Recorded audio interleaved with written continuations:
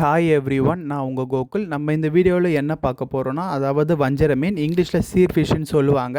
நம்ம கிளைண்ட் வந்து ஒரு 12 கேஜிக்கான ஃபிஷ்ஷை வந்து கேட்டிருந்தாங்க. ஸோ அவங்களுக்காக 8 கேஜி உள்ள லைவ் ஹூக்டு ஃபிஷ்ஷோ, அது இல்லாமல் ஒரு 4 கேஜி உள்ள லைவ் ஃபிஷ்ஷோ எடுத்திருந்தோம். ஃபிஷ்ஷு ரொம்ப ஃப்ரெஷ்ஷாக இருக்குது.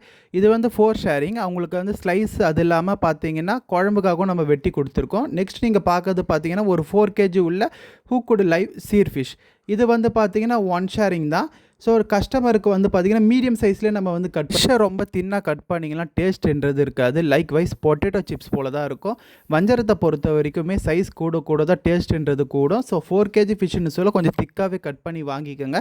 அப்போ தான் நீங்கள் ஃப்ரை பண்ணி சாப்பிட்றப்ப ருசின்றது ரொம்ப அதிகமாக கொடுக்கும்.